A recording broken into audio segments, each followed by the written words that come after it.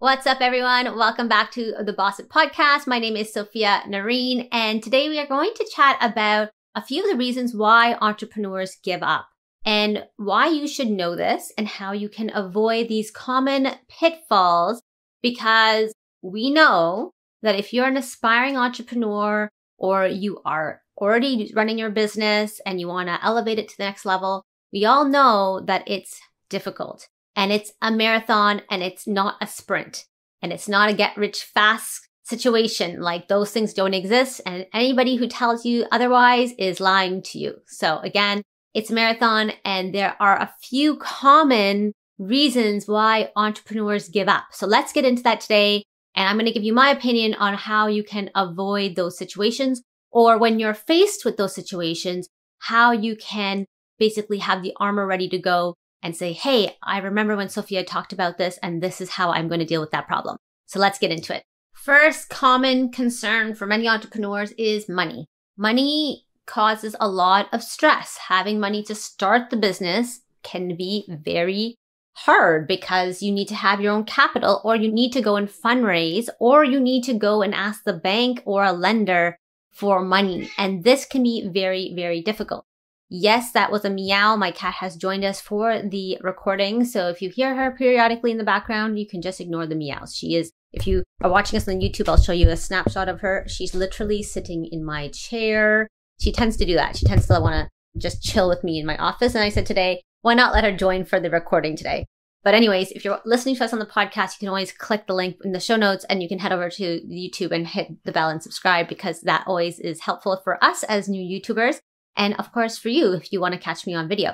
So anyways, money, capital, lending, all of that, very stressful, especially if you're a new entrepreneur. And if you are considering leaving your traditional 9-to-5 position, or you are working perhaps some side gigs in between doing your business, money is essentially causing grief on the other side of the fence too, where you're trying to have a livelihood and live a life that is fulfilling to you without the discomforts of an entrepreneur life. So again, money is one of the number one reasons why entrepreneurs will stop their entrepreneurial career or gig and move back into a traditional 9-to-5. And one of the ways I found for us that worked was I didn't quit my full-time position right away. I actually started my business as a side hustle. And right now we are going through the transition of figuring out if I should be jumping ship completely and putting all focus on the business. Because I have the seasonal business, Also Sophia, it hasn't been as required because I work the evenings and at night, and it's been sufficient. But we're getting to a stage in our business growth where it may not be possible moving forward. For you, if you're starting and you can work your business in the evenings and at night, and times when you're not dedicated to your other position or school, that is my recommendation. I've said it multiple times. Quitting your job or going full time into an entrepreneurship endeavor when you're a first time entrepreneur is very risky, and it's not as comfortable. I find that you will likely have more stamina if your finances are more secure, because then you'll feel more secure to take the risks that you may need to take in business, such as risking a little bit of money for marketing. Remember, you can build an amazing product or service, but if you don't tell anybody about it, you're not going to make any sales. And when you run a business, it's sales that really counts. You need to attract people to your business, and then you need to sell them the product or the service. So my recommendation to avoid this pitfall of lack of capital is to try to work your 9-to-5 or some type of other career in the background and or job, so that way you can work on your business in the evenings and on the weekend while you're seeing if there's traction for your product or your service. And this will help you with the whole discovery phase, as I coined it, where you're trying to figure out what will fit, what will work when it comes to your product or your service. Remember, entrepreneurship is an experiment. You are experimenting to see if your business or your service actually is what your customer needs. And if it's not what your customer needs, then you have to iterate. And sometimes this can take many years to get right. And if you have quit your job and you are running out of perhaps savings for your runway, it will not allow you to have the time that you require to iterate and experiment with your product. So that is the reason why I say do not quit cold turkey. See if you can work just to ensure your livelihood. If you are doing a project or a business that requires capital and you need to go do fundraising, that's a whole other conversation for another podcast. But for me, to you, it's about your livelihood to keep you comfortable enough so you can continue to work on your business without sacrificing your lifestyle or basically sacrificing your livelihood. You may have to sacrifice your lifestyle. You may not be able to have that steak dinner or your expensive noodles every night, but you can, in the end, take some time away and work on your business in the evenings and on the weekends. So that way you have the time during the day, if you are working or you're in school, to then bring in the money for your livelihood. So that is one of the reasons why many people quit, is because of lack of funding. Another common reason why an entrepreneur might give up prematurely is because they are afraid of competition. Business is a sport, as you would say, or a game, and there is going to be competition. That is just the facts around business. That's the facts around most things in life, actually. Competition is always around you. It just depends on how you want to frame it. Now, I say it's good to have a little competition in business because it will help elevate your product or your service to meet the standards that your customer deserves and requires. That's why you'll see many industries try to avoid the monopoly effect, where one business basically is a monopoly and then they don't have any competition and they set the standard. Well, they'll set the standard anyways, but the point is the customer doesn't have a choice in the matter. We see that a lot with our cell phone providers in Canada, unfortunately, but that is something that they try to avoid. They do not want one single provider have the whole pot and the whole pie, because if they do, then the standards may start going down. So what that means is that competition is a good thing. It's a good thing for capitalism, and it's also a good thing for your customer and for your service and for the service that's being provided to your customer. If you can view competition like that, then you might be able to avoid this problem that a lot of entrepreneurs face when they say, oh, I'm scared of the competition, I'm going to give up. Oh, so-and-so, its product is so much better than mine, or so-and-so already is doing that in the market. And, you'll have these excuses, and that's all there are excuses. I always say there is more than one grocery store for a reason. Each grocery store has an individual customer, a specific customer, demographic, psychographic, and there is more than enough places for every customer to go to for a grocery store. Meaning, I can't go to a grocery store that doesn't fit my needs. There will be another grocery store for my needs, but that grocery store is for another particular customer. And what I'm saying is, as an entrepreneur, your service will not be the same as somebody else's service, or your product will not be the same as somebody else's product. And by you leaving the marketplace because you're scared of competition means that you are not serving a particular product to a particular customer. And now that customer has no choice but to go to your competition. Competition is a normal part of business. And if you can reframe yourself, reframe your mindset to understand that, and you build up the tolerance to say, hey, yeah, there is going to be competition, but there's more than enough sand in the sandbox to play, you will be fine when the competition does seem to come out of your peripheral vision.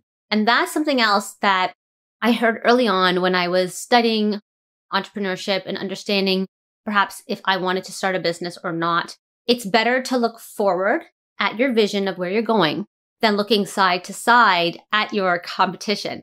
If you look side to side at your competition and you're not looking forward at your goal or your vision, you will likely get off path and veer towards your competition's goal because you're watching them, as opposed to focusing on your own goal or your own vision for your own company. So as much as you can, avoid looking at your competition, and this will help then for you to focus on what's really important, which is your goals for your company and vision for your company.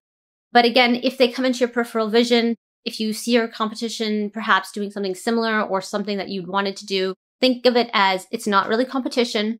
It's sand in the sandbox. You can play well with other people in the sandbox, and there's always more than one grocery store for a reason. You're serving a specific need for a specific customer, and that other individual business may not be able to do the same thing. So if you can do that, that will save you from this particular reason why entrepreneurs fail. Another reason why entrepreneurs tend to give up is because they're afraid of failure. Now, running your own business is going to be risky. Yes, you will be putting yourself out there and you will be trying to gain traction, but failure should always be reframed. If you can reframe failure to be lessons being taught to you, then likely you can avoid this as well. You're going to need to say to yourself, there will be points in your trajectory as an entrepreneur that you may fail. And when I say fail, meaning you're not hitting the goal or the target or the metric or the key performance indicator that you wanted to hit. But is it actually a failure? So if you can reframe it to say it's not actually a failure, but a lesson, and you will iterate and change the process or improve the process later, then you are actually just improving always. So if you can reframe your failures and not be afraid of failures, but say it's a lesson and you have to always change up what you're doing to fix the problem. So then you can actually hit your indicators, or you can hit your metrics, or you can hit the sales volume or whatever it is that you're trying to measure, then you will likely be able to avoid this as well. Being afraid of failure has to be one of those things that many people say they don't even start, right? So if you say, I'm afraid of failure, I don't want to do it, it's too risky, then you're never going to actually start your business. You're going to be always sitting on the sideline, just watching and studying and never actually executing because you're afraid of failure. You might fail, and that's just a fact of the matter, but just don't call it failure. Just call it a lesson. And you have to own up to it. You have to say, yeah, I didn't make that goal because I didn't do X, Y, and Z, or perhaps my goal was too ambitious for the time, or perhaps it was unrealistic.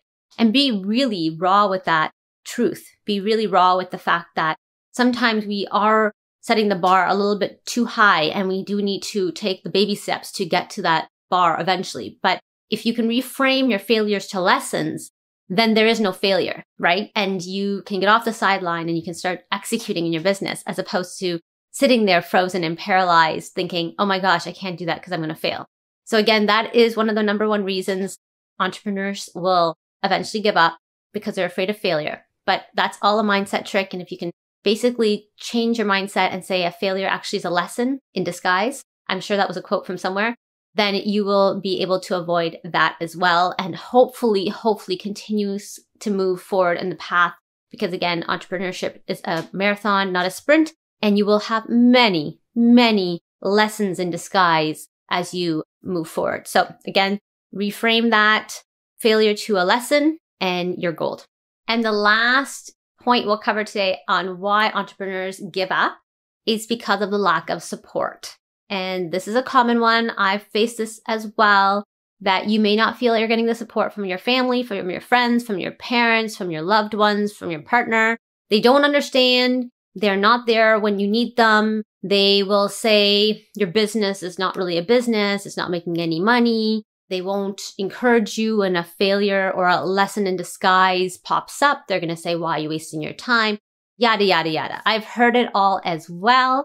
And this is one of the reasons why you do need to either be really cognizant on what you say out loud to certain individuals, but also why you probably should surround yourself with other like-minded entrepreneurs. I joined a couple of groups when I had just started out for this very reason. I didn't feel like I could connect with anybody around me. I had come from a space that was the healthcare setting. Nobody was doing what I was doing. And even my colleagues thought I was wasting my time. But in the end, it's not about the external world. There's obviously something internally that's motivating you to even watch this video, listen to this podcast, and to be able to engage and understand that, yes, entrepreneurship is hard and it's great to work with a community around you, because if you see other people working with you or beside you or in tandem with you on their own business, it helps you feel motivated to do the same. So my suggestion is to find a community of like-minded individuals, either online or through a network within your own community, like basically your community, not online, offline community, because having that network will help you not only learn who's out there in the industry, but it will help motivate you to continue going forward. And it's almost not fair for us to expect our loved ones to fully understand, because it's your internal desire to move forward into this path.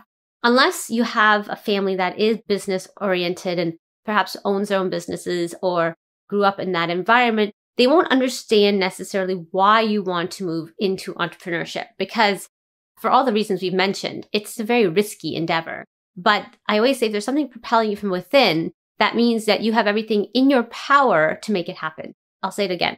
if something's propelling you from within, then you have everything in your power to make it happen. So if you have a vision for your business, then you have the power to make it happen. And nobody really can tell you otherwise. Even your best friend, your parents, your loved ones, your partner, no one will really understand or know. So again, it's good to surround yourself with a community. Now, luckily, social media is very powerful and there's many, many online communities, either here on YouTube or on Instagram. I'm sure TikTok is starting to pick up on a few communities. Not so much about the podcasts. Podcasts, unfortunately, you hear the audio, but there's not much community around it. So I would say try to find a few of those other platforms I mentioned and try to tap into a community online. And then if you're very lucky and you're in an environment that has offline events, I would suggest tapping in on that as well. Because again, you never know who you're going to meet in person. And I feel the in-person connection can really help. So again, guys, connecting with a community of like-minded individuals will help you feel like you are part of something bigger. It will help motivate you and inspire you, especially if you don't have that type of encouragement in your natural environment as it stands right now. So all in all, there are going to be many reasons why you would want to give up.